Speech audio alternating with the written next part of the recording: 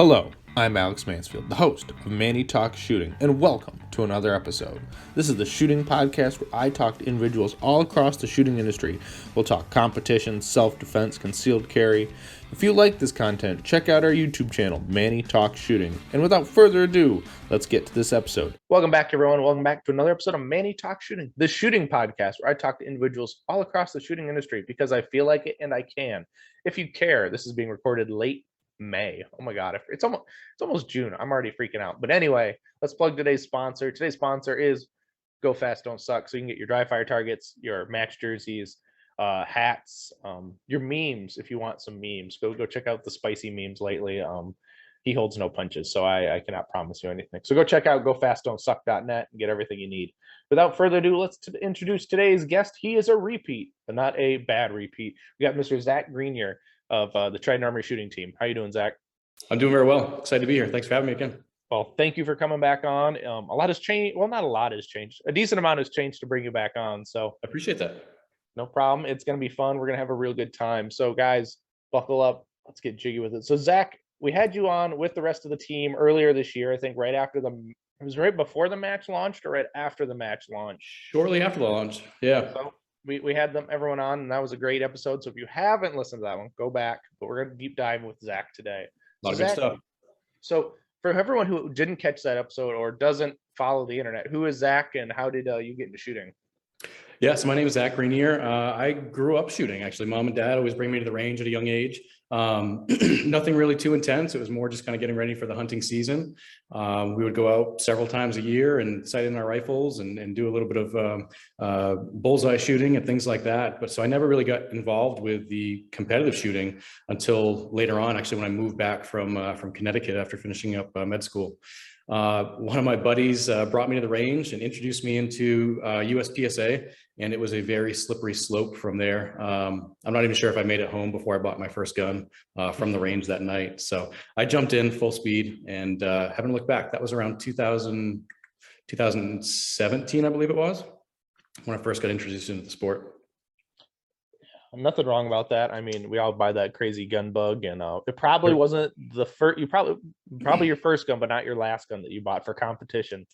Recently. Absolutely not. No. Yeah, you've been spending some big. Continue to escalate in time. Oh yeah, you've been spending big ugu bucks on open guns lately. So throwing money at the problems.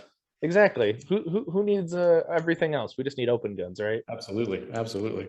And reloading presses, because if you can't run an open gun without a reloading press, you have to have that. It is a necessity. Mm-hmm. Even JB realized that he needed reloading press.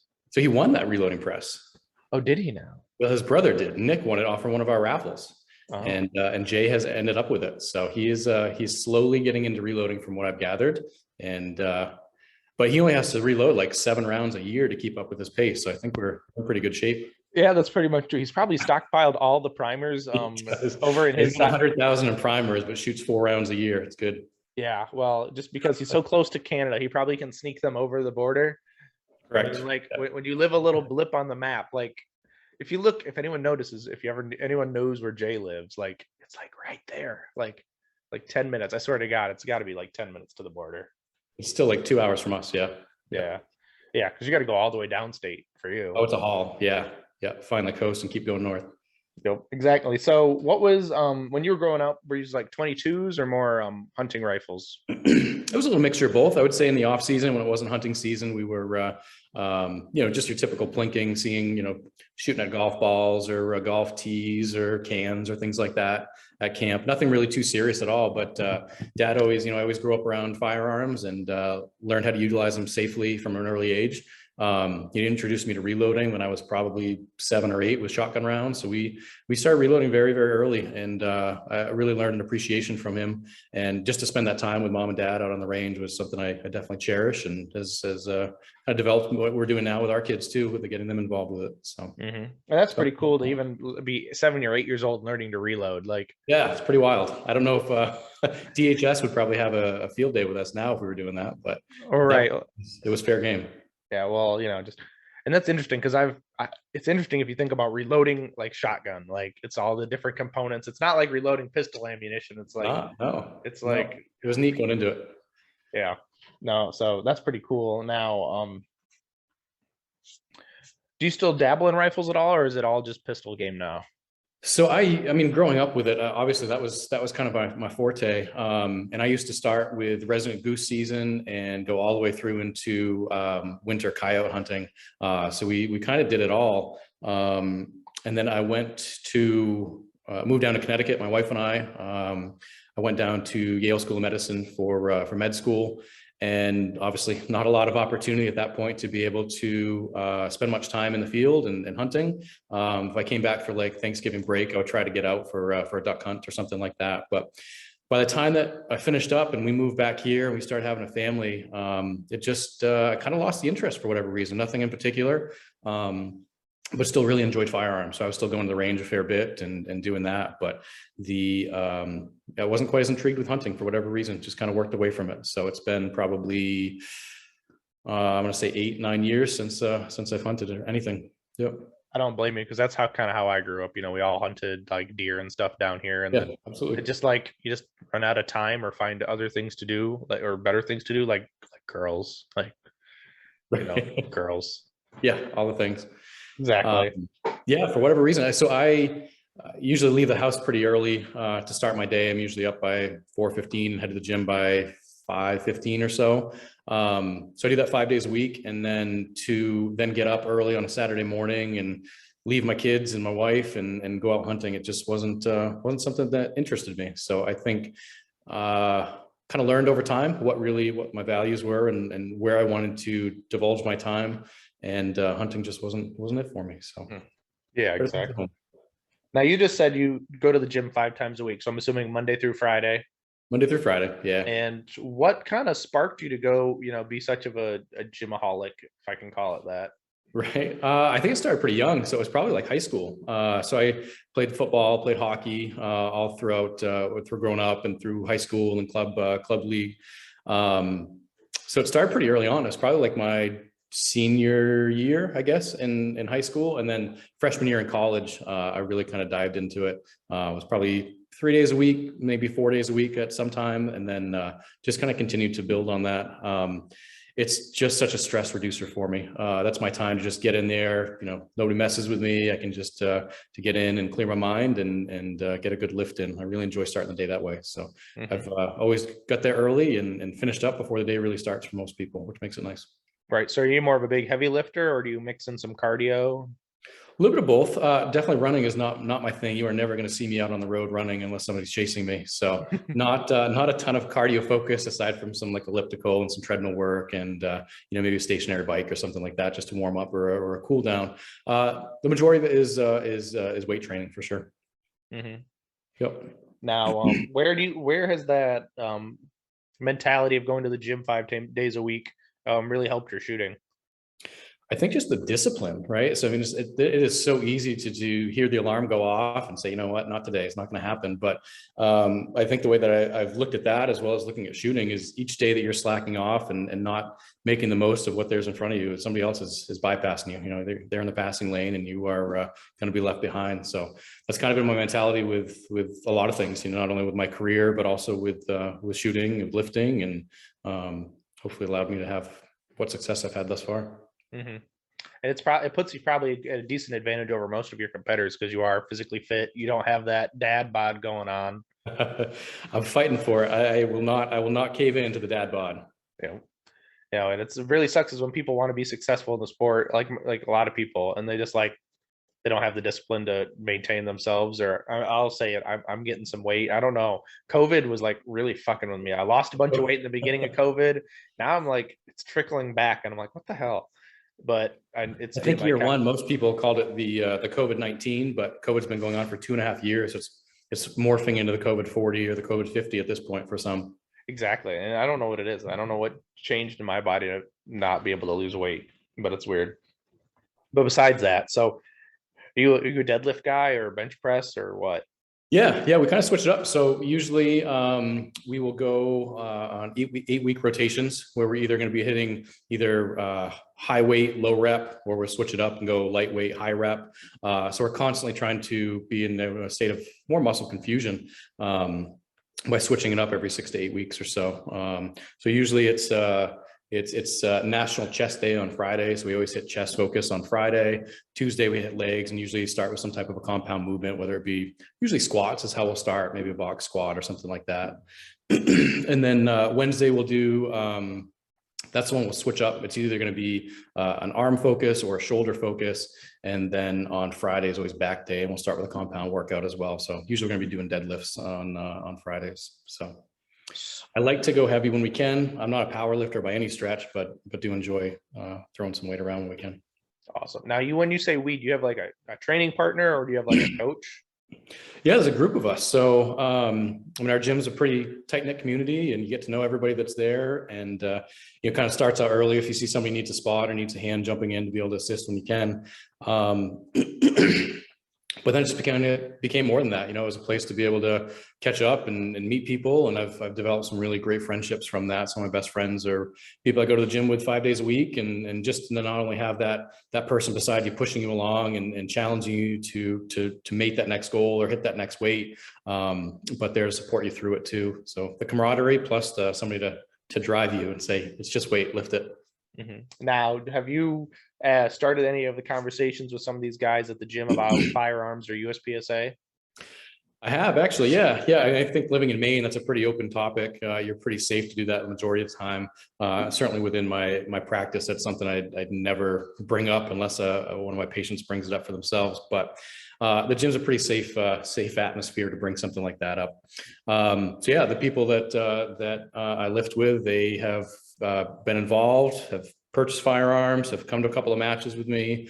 One of my good buddies is a pastor at one of the local churches, and his church sponsors our match. He's also a veteran, but this is his second year supporting our match. So it's been nice to bring more people in. So all the people at the gym are people that support us in the match as well, which is really cool. That is really cool. And it's nice to be able to openly talk about that really without any, restrictions because of where you live. It's kind of nice. It's not like you live in behind enemy lines, essentially, even though you live. Yeah, it's like, yeah, but that's really cool. So Zach, have you taken any formal training when it comes to USPSA? I have, yeah. I've been fortunate. I think listening from podcasts early on, most people are going to say, like, if you are willing to invest the time in the sport, be willing to invest the right amount of time and with the right focus. And that always comes back to training. There's somebody out there that knows more than you about the sport, and reaching out to them. I mean, the cool thing with the sport is we can, you're going to nationals, you're going to these big matches, and you're competing against the best of the best, right? It's like going out there and throwing a football with Tom Brady or whoever. I mean, you can just go up there, and they're so open to be able to ask questions. But the other thing is, they're willing to come out, and obviously for money, but nonetheless, they're willing to come out and teach classes for you. So yeah, I've hosted Steve Anderson, I think 3 or 4 times. I've done the mental management course. I was incredibly fortunate enough to be invited down to the Infinity Experience down in Gordon, Texas, I believe 3 years ago, by Brandon, and just had a great opportunity, great experience down there. Lescar Murdoch was there, Gianni was there, Bill Drummond was there, Mel was there. So I got some excellent coaching from some of the best in the sport for sure. And then after leaving the Infinity Experience, which is an incredible time, I knew that I wanted to get more information from Bill Drummond, just an incredible educator, really, really poised and on the range and able to get his point across during a class. So we had him up here last year to teach a class as well. And I'm taking a class from Mason Lane this summer. We're heading down to New Hampshire. And actually, Bill Drummond's coming back. He's flying in tomorrow to teach us a class this weekend. So we're excited to have him back again. That will be cool, especially when you can learn a bunch from these guys and still want to bring them back and learn some more. There's always that nugget that you never get the first time. Yep. Yeah. So this is part 2. This is advanced class. And it's just amazing. I mean, once you have somebody that actually can identify what your strengths and what your weaknesses are and how to implement changes on the range, your trajectory to improve is just, unmatched. So it's been very, very beneficial. Mm-hmm. Yeah, and then we're already planning ahead for next year. Hope to get Kevin Grosby and David Wampler out here for a class, part of the Atlas team as well. So we're hoping to do a summit with some of the Atlas guys and learn from them as well. It's been very fortunate to know a lot of them. It has been very cool, and it's nice to been able to see you've been able to adapt with Atlas as the match sponsor. Coming and helping you last year, being the title sponsor this year, and then even allowing you and Chris to join the team. Yeah, it's been huge, man. It's been unbelievable. We're incredibly fortunate. Yeah, and you've been able to mold, and you're going to be able to network with a lot more people and get out there. It's really exciting to see. Oh, it's been awesome. It's been awesome. It's been a whirlwind for sure. Now, we always meet people on the internet, right? Through social media and Instagram. Has there been anybody that you've like, oh, I want to meet that person, and then actually have met them in person? I think everybody would say, Christian has been really cool to be able to see his progression in the sport and then just be completely dominant in the sport, and then be able to meet him at nationals. He's just so really humble. Being able to go up to talk with him, always makes it a priority to come out and say hello whenever he sees me in a match, which is really humbling. It's very nice. So that's been cool. And obviously the greats, JJ and Max, and then you think about some of the local, some of the up and coming talent too, like, Kevin and Wampler and Chris Gelnet, to be able to shoot with some of them has been really inspiring too. It is. And it's kind of cool to see the change in the sport and people rising up out of nowhere. And everyone starts somewhere in the bottom at like C class or D class. And then they're like, within a couple of years, they're like knocking on GM or knocking on match wins. And Yep. It's insane how some little bit of determination and addiction kind of fuel everyone's progression. 100%. I think that just keeps motivating you too. Yeah, and it's cool to see the drive going on. So we talked about a minute ago, you have joined Team Atlas. So you want to go over the gear now, because it's changed since the last time we talked. It has. I've been really fortunate to shoot some great guns over the last 2 years. Obviously with Atlas, it has been phenomenal to have them on board. Last year, the timing couldn't have been better. We had reached out to Adam just at the perfect timing, and we were humbled to hear that he was interested in what we're doing with our benefit match and raising money for veterans. And they jumped all in. They were incredibly supportive throughout the entire process. They sent a huge portion of the Atlas Gunworks team up to Maine to compete. We had 2 full squads that were just the Atlas team. But the big thing is that their raffle raised over $16,000 for our benefit match last year. It was unbelievable. Chris has shot Atlas right from the start. When the Chaos V2 came out, he was one of the first ones on the list to get one. And as soon as he brought it to the range, I had to try this thing, right? And it is unbelievable. It's really well balanced. It's weighted well. The return to zero is unlike anything. For me, the gun just shoots better than what I've had previously. And it was an easy decision, right? So I had a gun that shot really well for me. I loved how it performed. I loved how it transitioned, how it felt. They also had supported us.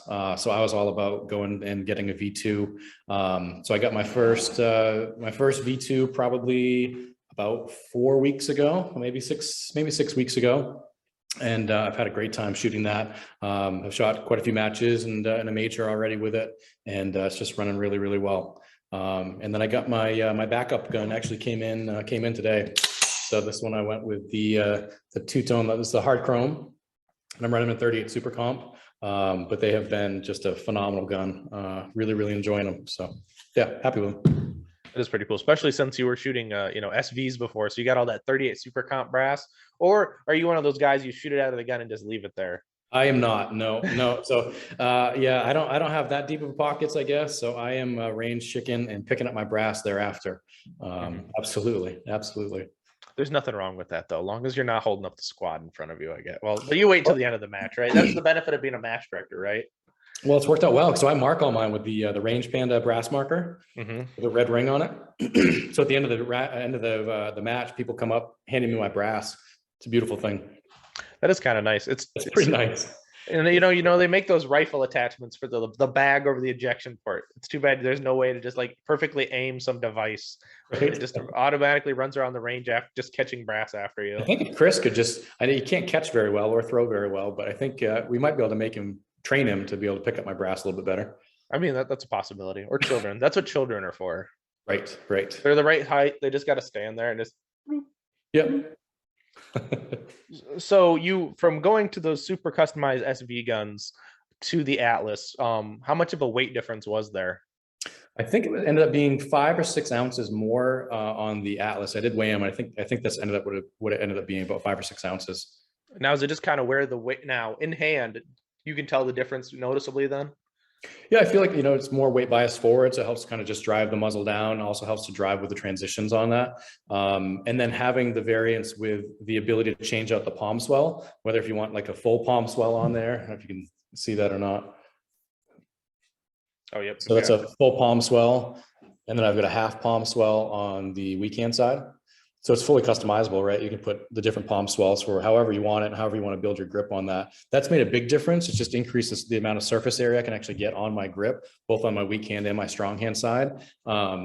This grip's a little bit more aggressive than my prior grips I had on there as well. It definitely was a little bit of a learning curve with trying to figure out how much skin I'm willing to give up during practice. Now that those callus have formed, I really enjoy this grip a lot.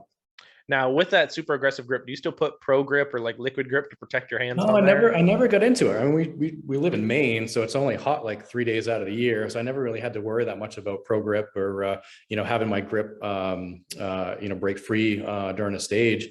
So yeah, no, I never really got into the pro grip all that much.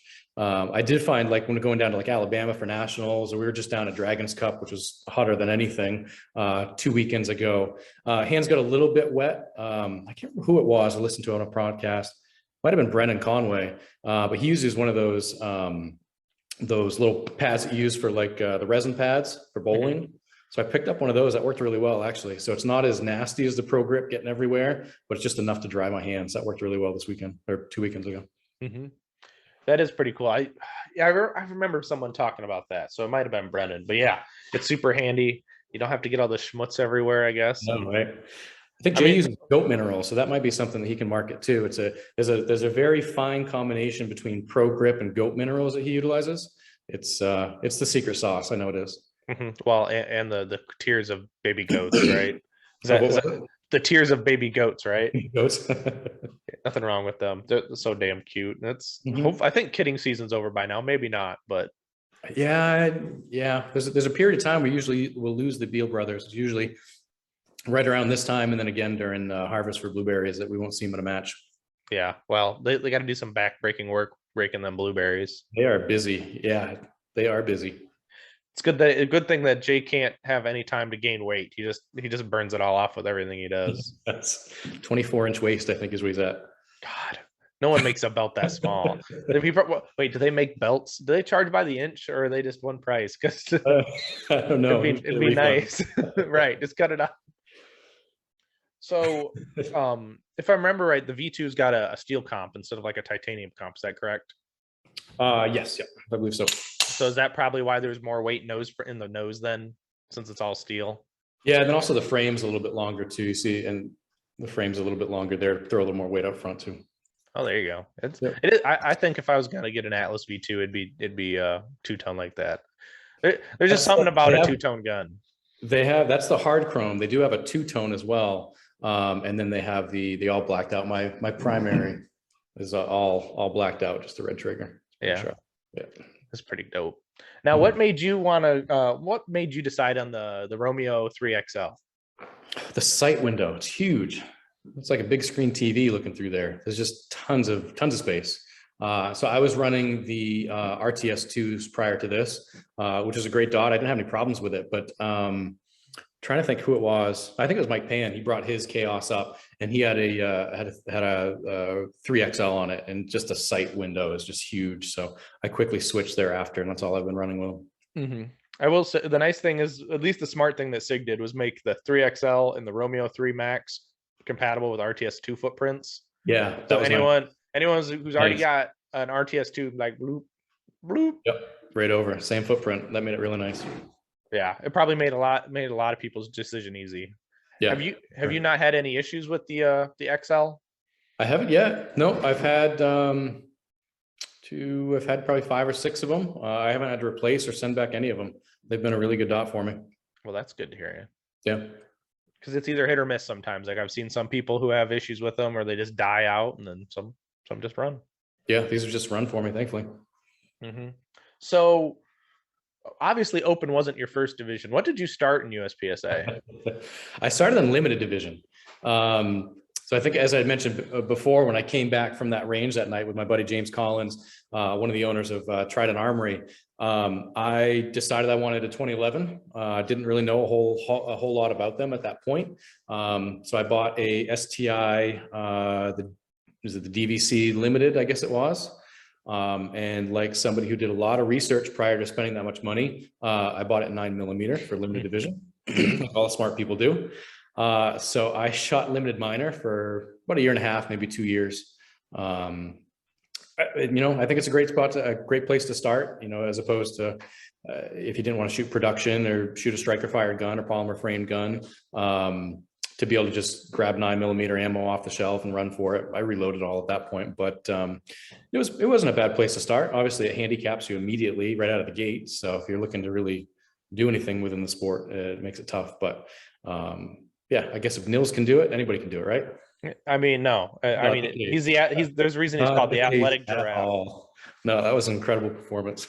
Yeah, well, and he shot major though for low cap nationals or classic nationals that just happened. So he came home with the W for single stack, which was kind of cool. Incredible shooter. Yeah, he's a beast. I'm excited. I get to meet him in July now, so that's kind of exciting. Oh, that's cool. Yep. Unfortunately, with all my travel plans that have gotten boogered around, I'm staffing Area 5 now, so I'll get to watch some of the great people come through. So that'd be kind of cool. That'll be cool. But yeah, so you went with that DVC. It was an STI back then. God, it's so weird. They changed their name and right. But so you had that, and then you went straight to open after that. I did, yeah, and that was with a DVC at that point. They're open in 38 Super Comp. Oh, okay. So you've always been a 38 kind of guy then. I have, yeah. I never shot 9 major. That's kind of, at least it makes it easy. You've already had all the stuff. It's not like you had to shoot 9 major and then switch over to 38. So right. No, I've always shot 38 Super Comp. That's got to make it easy. Now, I'm assuming each year you probably buy new brass from Starline. I'm assuming, right? I always, yep. Yeah, so all my major matches, I'll shoot brand new brass. So you listen to Adam. You buy brand new brass and then you leave brand new brass behind. Yeah, that's the sad part. It is sad. But that's what Adam says. If you really care about your score, you're just gonna buy new brass and then leave it on the ground. Yep, that's hard. It's a hard pill to swallow when I'm used to picking them all up and you see all this shiny 38 Super Comp brass, and the reloader in the back of my mind is saying just walk away. Yeah, exactly. So you're an open M still. Yep. Is the push to GM there, or is it just going to happen when it happens? I think it's going to happen when it happens. Yeah, I think I'm not as focused on shooting the classifier score anymore. I look at it just like any other stage. So I would much prefer to make GM through a match bump. May happen. I hope that it happens at some point, but I'm no longer really focused on making GM and then placing it the last GM at a nationals. I want to place where I place with what I've earned. So I haven't really been as focused on making GM through the classification system quite as much. Obviously, there's always that drive. There's always that thought in the back of the mind, but that is not my main focus at all. I want to score well at matches. Mm-hmm. Absolutely. So I mean, you could match bump at your own match, right? Is that the plan? Is that really potentially? There's going to be some heat there, but yeah, if I could pull a Chris Gelnet and get a match bump, that would be pretty phenomenal. Yeah, that's the really hard one to get too. That is a huge one, but what an accomplishment though, right? To be able to say that you did that at a match, that's huge. Mm-hmm, absolutely, and then have to go to nationals like the next week and be like, oh, I guess I'm like a week and a half turnaround. Yeah, I guess I'm gonna go compete against all the GMs. Yeah, well, he rose to the occasion. Yeah, that's true too. So when you're training them, are you once a week live fire, more than that? The ideal goal, I'd like to get once a week. I say I would average probably, once every week and a half would probably be more realistic for what I'm doing. The range is not far. It's just all the other requirements and obligations I have with the kiddos and their extracurricular stuff that they do as well. I want to make sure I'm a part of that. So I was trying to balance everything. Obviously the mornings are out. I leave 5 days a week for that. So the mornings are out. So the time that I have is after the kids go to bed around 8 o'clock or so, and still want to be able to balance and have some time to spend with my wife. So I dry fire 5 days a week religiously. That is part of my routine. I get about 35 to 40 minutes of dry fire in Monday through Friday. If I miss Friday, then I'll pick it up on the weekends. Thankfully now this time of year in Maine, we're starting to shoot some outdoor matches, which is nice. So usually trying to get at least 2 locals in a month, and then probably averaging a major every other month at this point. So live fire is probably every week and a half on average. Mm-hmm. Yep. Yeah, and I'm assuming you're using your live fire to confirm your dry fire. Yeah, I think to confirm what I'm doing in dry fire and to make sure that what I'm actually practicing in dry fire is carrying over, and that I have reproducibility for what I think I'm going to be accomplishing in dry fire, and focusing on if there were opportunities from a recent match that I had, having a schedule, having a game plan in place to make that a more of a skill. Mm-hmm. Through dry fire, and then again honing that in on live fire, making sure that's paying dividends. Mm-hmm. Yeah, and that's a lot of people will see that too. If they did what they just go to the range, go confirm what you did in dry fire, not necessarily do reloads in live fire because that's kind of silly, but be able to test, make sure your grip's good, all that shit. As you are a fitness nut or a health nut, well, I mean, we'll call you a fitness nut because you're always lifting. What does your match day nutrition look like? So I don't usually change a whole lot on match day. Usually, like if we're traveling, we were just down in Dragon's Cup here a couple of weeks ago. It's usually going to be some type of like a complex carb that I'll start the day with. So I usually do like some overnight oats or like mush that the company Mush. It's overnight oats that you can get right at the grocery store. That works really well. And then I'll usually have some low sugar Greek yogurt with some granola and some type of fruit on top of that. Usually have a protein shake and then maybe like an egg white omelet as well. So I eat a fair bit at breakfast, but that's consistent. It's not a change. I'm not eating more. I'm not eating less on match day. And then I'm like, especially with going from Maine weather where we still had the heat on at night to Dragon's Cup that was 104 degrees. Like that was something I was planning for the week in advance, knowing that hydration was going to be something that I would be battling with, and most competitors were. I ramped up my hydration quite a bit the week leading up. Usually try to get up 140, 160 ounces of water in a day. I was closer to probably like 180 or even more than that the week before. And then just hitting electrolytes as well. So when I'm at a match, I don't really eat anything big, but I'm snacking consistently throughout. So I'll usually bring another protein shake, another yogurt, some fruit, some type of mixed nuts or something like that, some granola bars or Cliff bars or Luna bars or something like that. I don't eat anything big, but I'm constantly eating just so I'm never getting that feeling of being hungry. Mm-hmm. And then hydration is a huge one because you can take yourself out of a match pretty quick if you get behind on that. Yeah, and I bet a lot of people did at Dragon's Cup. It was tough to see. Yeah, it was tough to see. I know there was a couple of volunteers that had to kind of take a step back or back out for that day. It's a lot that we ask on the RO, so we're incredibly appreciative they put themselves through that and are there to staff and make the match happen. But that Texas heat was no joke. That's for sure. Yeah. I was trying to have at least one, if not 2 bottles of water every single stage. And then I did a couple of the liquid IV hydration. Usually bring those to a match as well. Those are good to have on hand. Mm-hmm. Yeah, and even the Texas people, they were falling out. Yeah, I don't know how they do it. I couldn't handle that. Yeah, you used to that cold Maine weather. I know. Right? I'll take that any day. Exactly. Now, how do you, talking about hydration, for even me myself in general, like I'm terrible about hydrating. I mean, I'll get some water in, but I'm either a chugger or like it doesn't happen. Now, mm-hmm. How do you recommend people stay hydrated even on a normal day? I think it makes it hard to just, if you're going, 30, 40 minutes and then trying to chug down through 16, 20, 40, 24 ounces or whatever, just because you're going to get a little bit of like gastric bloat too, that's going to probably slow you down or make you feel a little bit nauseous. So I'm probably following that camp as well. If I'm going to have a drink of water, I'm going to get probably 10, 12 ounces to a time. I'm not going to just take little sips, but in that setting, when I'm trying to get so much down throughout the match, I would say that, after I shoot, I'm going to chug probably 12 ounces, 16 ounces. And then leading up to, probably 4 people to go, I'll just start taking little sips. So I'm not having that big load there. Mm-hmm. Or the urge to, I have to shoot now. I have to piss now. I have to pee, right? Yeah. I got to take a break. Time out. Yeah. It's like, I'm the next shooter. Can you wait? Yeah. I mean, at least we're not females and not have to take the whole belt off to go to the bathroom. Truth. That's truth. God was looking out for us on one thing. One thing. That one thing. Exactly. Now let's talk about Dragon's Cup a little bit because it's the big talk of the town. So what did you think of the whole match in general before we talk specific stages? It was unbelievable. So I didn't get a chance to make it last year. Obviously the hype of it leading from last year into this year, it's kind of the premier match in the country. And I was excited to be able to partake in it this year. It definitely lived up to the reputation. They did a heck of a job. It was, easy to get to.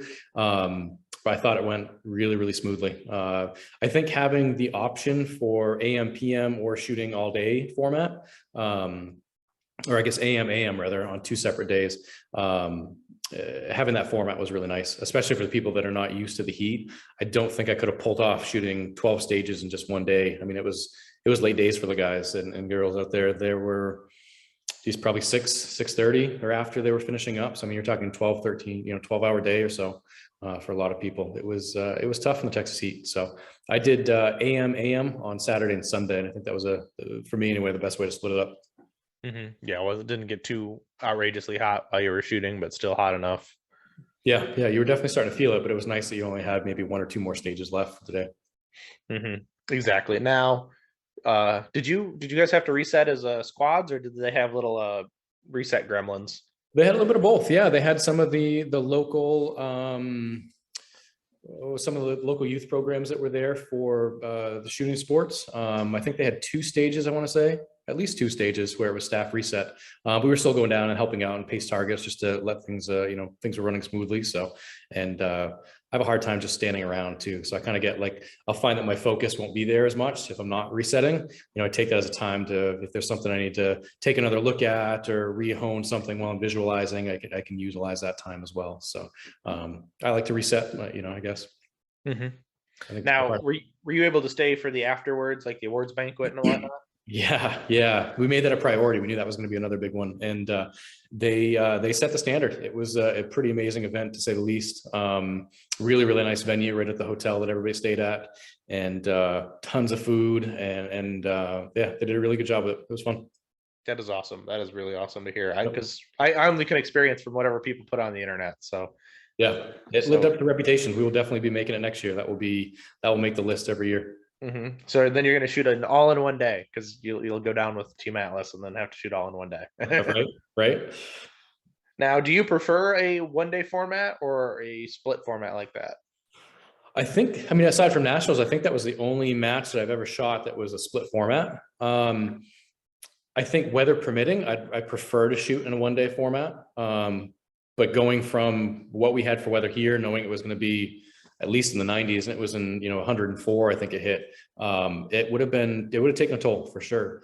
So I'm glad that in this situation I took did the split days like that.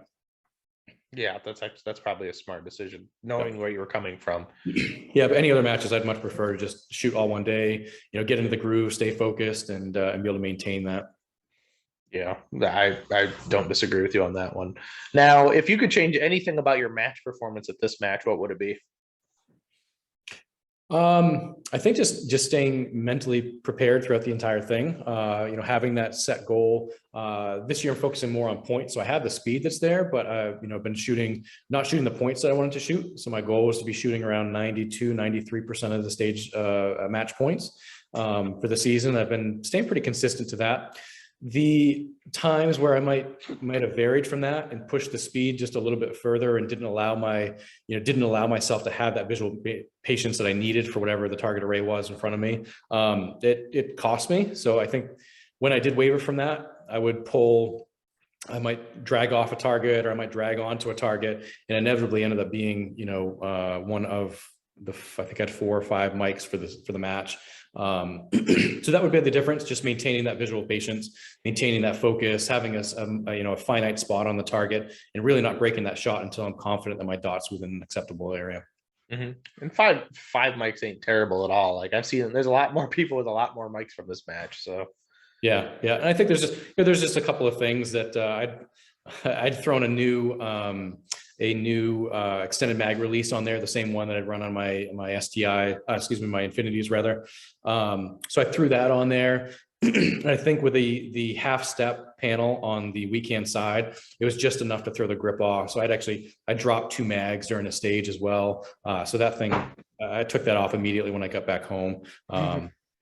So that was a learning point. Obviously, foolish decision to change something with my gear just before going, but I made the assumption that it had been the same extended mag release that I'd been running for 2.5 years.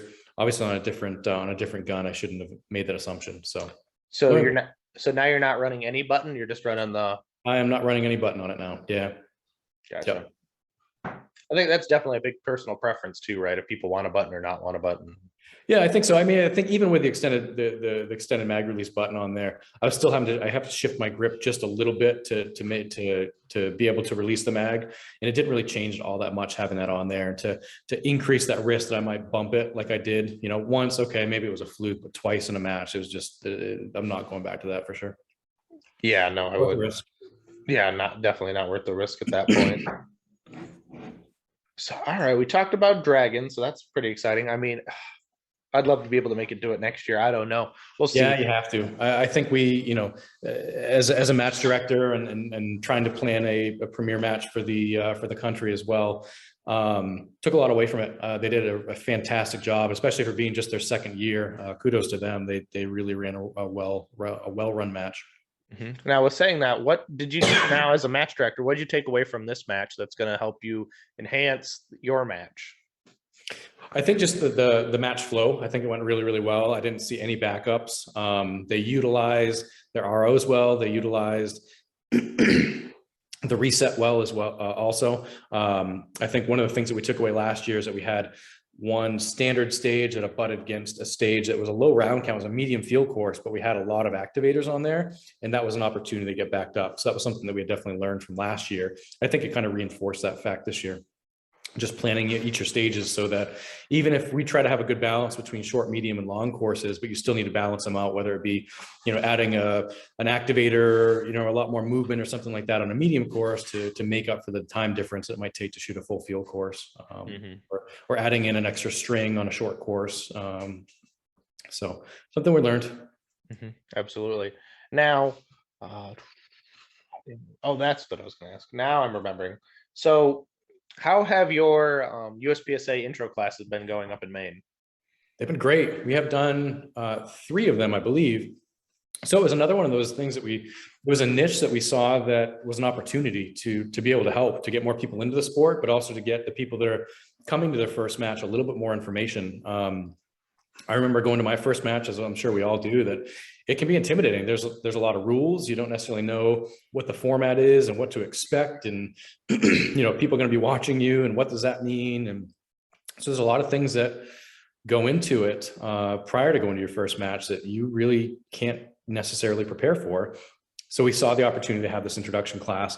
Our first class, I think we had 13 people. We spent about 3 hours going through the rules in a kind of a classroom didactic format, and covering everything, the rules and scoring and gear and going through all of that. And then we spend the other half of the day actually on the range. Excuse me. There's obviously a wide array of people that are coming into the sport. So not knowing what their skill set may be, we spend another probably 90 minutes on the range dry firing, going through draws, going through reloads, going through movement, going through target acquisitions and transitions with no live ammo. That way we can take that piece right out of it. And that's worked really well. And then we spend the last little bit, start with some group shooting just to get people acclimated to their gun firing and controlling their gun. And then we spend the last half of the afternoon running through stages and actually a small match. So that gets them the opportunity to be able to see how are things scored, how is it pasted and reset, and then also how to help with the tablet and RO. So it worked really well. We've had 3 of them now, and I would say that half of each class are people that are regularly attending the locals now. Well, that's awesome to hear, and that's good that you're getting new shooters or returning shooters instead of just losing people into the sport, who get intimidated by it. But yeah, worked out well. It's been fun. Now, how many do you still plan to do the rest this year? We are done for this year. We might pick them up again in probably like November, December, but our match season and then our benefit match, that's our main priority. So we kind of put that on the back burner for now. Fair enough. Yeah, got a lot going on because it's ticking. We're already at the end of May. You're less than what, 2 months out? Less than 2 months out. And now are we mad dashing to the end now, or we are got smooth sailing? No, we are. Our planning leading up to this is exactly we're right where we need to be, if not ahead of schedule. Well, that's good to hear. Yeah. So, now, so if you've had your stages designed, you've probably got most of your prize table, your prizes in and whatnot. Are you still waiting on a lot of that? So the cool thing, I think the cool thing, and many people support that as well, is we don't really do a prize table. Okay. So everything that we do for our match, 100% of it goes back to the veterans and the nonprofits that we support. So there's not a big prize table. We do have some really cool trophies that are made by Targets USA. Jason Wood does those for us. But there's not a big prize table. Everything that we get from all of our incredible sponsors goes to our silent auction and our raffle items, and we utilize that as an opportunity to raise more money for the veterans. Mm-hmm.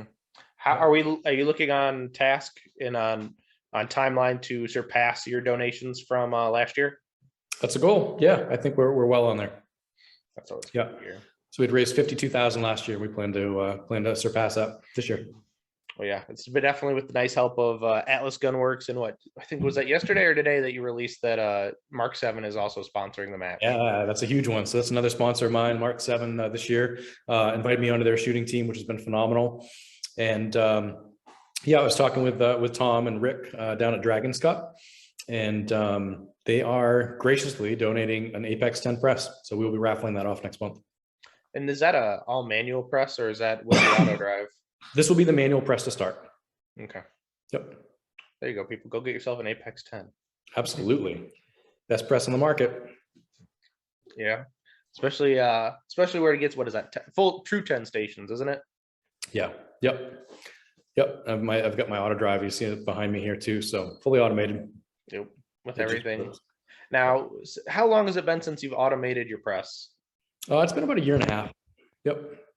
Now, which I know everyone says they won't go back to pulling the handle after you've auto drive. Never. That's ridiculous. But if someone was looking at getting an auto, like, they're a reloader, they reload enough, they pull the handle. At what point do you think it's smart for the shooter to move to an auto drive? I think that's going to vary for everybody. It's what's your time worth? I think that's inevitably what it comes down to. What's your time worth? That's a very John Bleeger answer. Oh, I think it was actually. Now that you say that, I did listen to his podcast. Yeah, I mean, the less time that I'm out here pulling the handle is either more time with my family or more time on the range. So it allows me to be able to focus on the stuff that really intrigues me and that I want to devote my time to. Pulling a handle on a reloading press is not where my time's at. Mm-hmm. Yeah, absolutely. Now, speaking about, being able to take that time and dry fire, we've had conversations about the double alpha dry fire mags. Yes, we have. And you still exclusively dry fire with those? It's the only thing I use. I'm still waiting for the 170 to come out though. I know. You'd posted I think you'd sent me something here a few months ago. Yeah, and I'm just like, when the hell is this thing coming out? Because everyone would buy one 170. Oh, you have to have it. Yeah, absolutely would. Yeah, and it's like, come on, Saul Kirsch, like you teased something like that. You gotta deliver. Yep, you gotta deliver. Yeah. Now, I do want to talk a little bit about the Trident match because it's the biggest reason why everyone wants to come to Bangor, Maine. Absolutely. I mean, besides, isn't there there's a concert that weekend too, isn't there? It's like what, Keith Urban? There's 2 concerts. Yeah, that's killing our hotel options right now.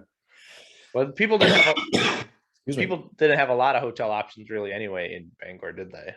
There's quite a few. No, it's the price, so it's killing us. Yep. Now, have you, with the prices of inflation and everything going on, have you seen a lot more withdrawals lately? We've seen a few, less than anticipated, which I'm happy about. Sounds so good for that. Yeah, absolutely. But I think it may change some people as we move along if they haven't already booked their hotel. Hopefully they were proactive. We were letting people know ahead of time that hotels may be scarce, so book as quick as you can. I think many followed that recommendation. So hopefully that helps. But there is some camping options too. Pleasant Hill Campground's a sponsor of ours. They're about 10 minutes from the range. So that might be a really good opportunity for people too. Absolutely. Now, if I remember right, it's a 10-stage match. 12-stage match. 12-stage match. So did you have to add bays for that, or were the bays already there? So the Handed Rifle and Pistol Club that's allowed us to be able to host this match, they built 3 more bays 2 years ago for us. Last year we had another bay donated and all the work, so that brought us up to 8. And then this year we got approved. They cleared a big section of land, and they are putting in another 4 bays. We'll have 12 total now. Nice. Yeah, it's gonna be very nice. Yep. So no double bays, no nothing, none of that shenanigans. No double bays. That's freaking fantastic. So we got 12 awesome stages that have been designed by the Trident team. A little bit everybody. Mark and I and Chris have designed the majority of them. Yep. And then we had Mike Pan design one, and we had Ray Lopez design one, all from Atlas. Yep. That's pretty awesome. So it's gonna be a match. It'll be a match to talk about for this year for sure, because everyone loves it. I'm assuming someone's going to cover it and get some good videography of the match. And we met with our videographer today, and he's doing a kind of a short documentary on the match too. So that'll be good. Oh, that'll be awesome to see when that finally comes out. So yeah, you've got plenty. You still have some slots. It looks like it was like 36 slots. It looks I like think there's still some. Yeah. Yep. For Sunday mostly. Yeah, which is surprising. Most people want to shoot on a Sunday. Our match, it tends to be Saturday. Really? Our Saturday filled up very quickly. Maybe, I guess it's probably the more local people who can drive up on a Friday night, shoot the match on Saturday and then go home, right? Yep. That definitely does have an appeal if you're a local person. It certainly does. So that's awesome. So you're working on that. You've got awesome sponsors. You want to go through those sponsors of the match? You have the time for it? Yeah. It's probably like a 4-page list, but it's okay. Oh my gosh. Yes. It's it's growing every day.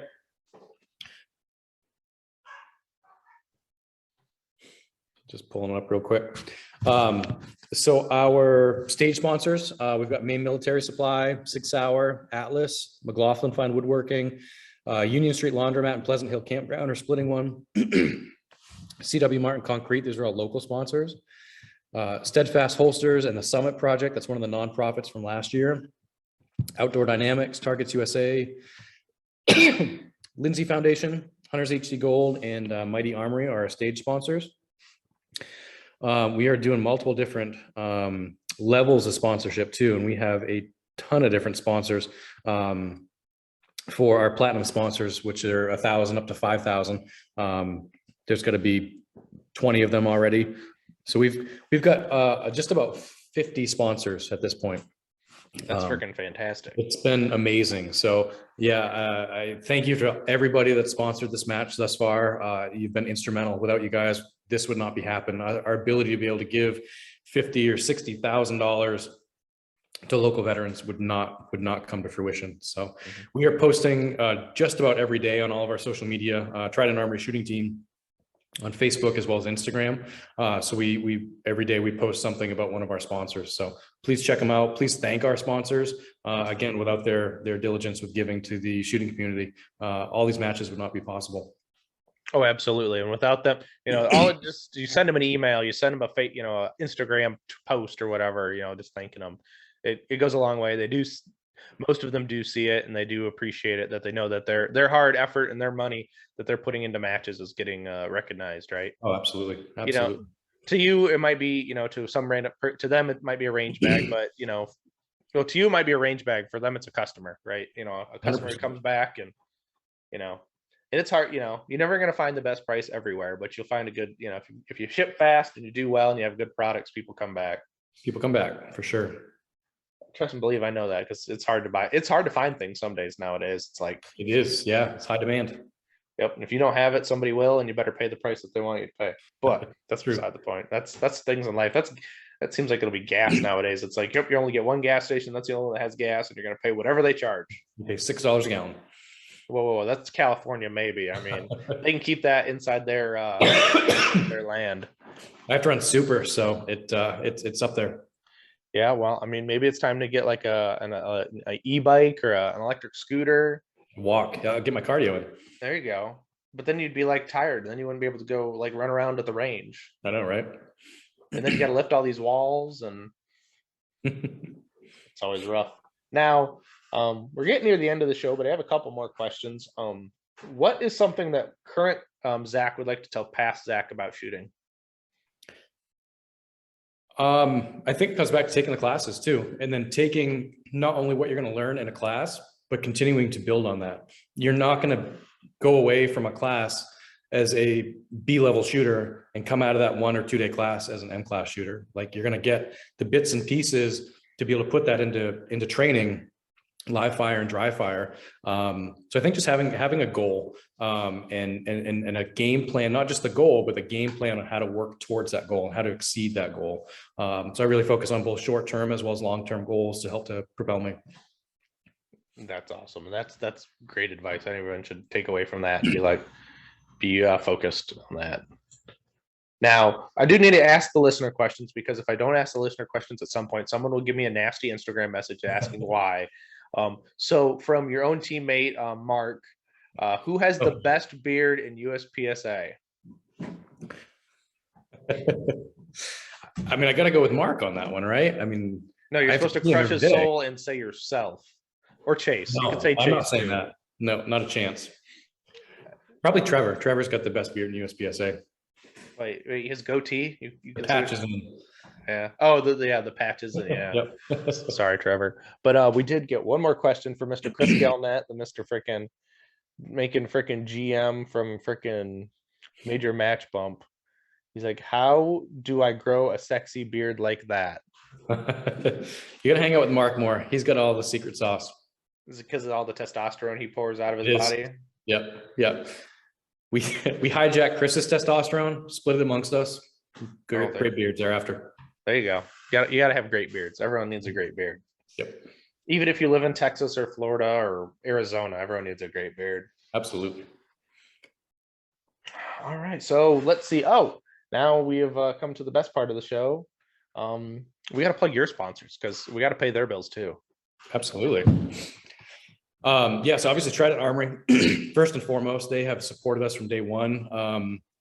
They jumped on board 5 years ago when this all started, and I decided that we wanted to kind of make something of it. So all the guys at Trident, James and Corey and Jake and Paul, thank you guys for everything and being able to support us throughout all this. And then we picked up Targets USA last year. Jason Wood came from Alaska. Excuse me. Came to Alaska to help us set up for the match. He was running a bulldozer for us, an excavator to help set up the bays the day before. So that's been huge to have Targets USA. This year, it's been another whirlwind tour. I had Mark 7 Reloading reach out, and I joined their shooting team, Hunters HD Gold. And then most recently is Atlas Gunworks. It has been a very humbling year, and I'm excited to see what we can accomplish this year with all these people backing us. That is pretty fantastic, and it's awesome to see those companies backing you and giving you some support where, you're just an average guy who's shooting, so it makes it really cool. And you're putting on a great cause. People want to be involved with it for sure. Exactly. And I'm jealous because you all have matching Team Targets USA shorts, and I don't have a pair yet. I noticed a picture. I'm like, I want those shorts. Aren't they sweet? Yeah, they're nice. I mean, I bet JB would even wear them. He would. I think he's got some, actually. He's got some. Jason, I know you're going to listen to this, buddy. I mean, I need a hat and some shorts. We sent him out. We bought the shorts. We sent him out to Alaska. His brother actually does all the embroidery. Oh yeah, from Alaskan Spirit Wear. Spirit Wear, I believe it is. Yep. Yeah, I have one of his hats. I think was it a Tim Herron hat that's made from them. So. Oh, nice. Yeah, that's pretty awesome. Yeah, so it's awesome. It's awesome to see the match going to be successful again, and hopefully we bust over that. What'd you say, 52,000? We had 52,000 last year. We're going to crush it this year. Yeah, let's crush it. We'll go to 75. Let's go for the moon, right? So we've doubled each year. I'm not sure if we can pull it off this year, but we have doubled the last 3 years.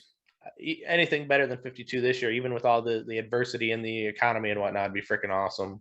Oh, we're going to do it. Exactly. So, guys, if you want to go shoot the match, when is the match for people who don't know? It's July 22nd through 24th.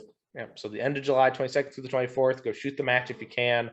There's still slots open on Sunday, maybe a few on Saturday when I look down the time of this recording. So, yep, go get on some squads, shoot the match, have a great time. go bother Mark, Chris, or Zach if you see them on the range. Please do. Tell them they do this, they do a lot of effort and put a lot of work into this. So it's more than a year-round process, right? You're already thinking of next year before this year's even over. So we are. So go support those sponsors who helped this awesome match get on the ground. They definitely deserve your support since they support the sport and a great cause. I guess I'm forgetting something, but Zach, where can they find you? On Facebook as well as Instagram at Trident Armory Shooting Team. Yep. So go hit them up, tag them in their stuff. You can probably buy I don't know. Can you get a cool hat still? It's still available. We got mugs. We got go buy a hat. Hats. See, now I need a cup because this is a problem. So buy a fancy cup. It's really cool. It's got Atlas's logo on it if anybody actually cares, but at least it's beautiful. I mean, at least it's not like the whole hat, but it's okay. But I didn't buy an Atlas hat. I bought a Trident Armory hat. It's twofer. Exactly. So guys, go support them. Go support the match if you can. It'll be a great time. But Zach, do you have any final words for the listeners? No, I just really appreciate all the support. The more people that we get following our pages, the more it helps our sponsors as well, giving back to us so that we can give back to them. So yeah, please support us, what we're doing. We've got many different raffles still coming up. You don't have to be in Maine to win it, especially this Apex 10 for Mark 7 press. It's going to be a huge one. So follow us. That will be coming out on June 1st. Oh, that'll be awesome. So go ahead and listen to that, guys, and get on those raffles because you can win stuff too. But absolutely. Thank you, Zach, for coming on. It's been a blast. It's actually been really fun to have you back on. I mean, you're the only second person who's come back on. So. Hey, breaking the records. Exactly. So thank you for coming on. It's been a blast. And listeners, thank you for checking this out. Until next time, get out and do the things. And I'll see you on the next one.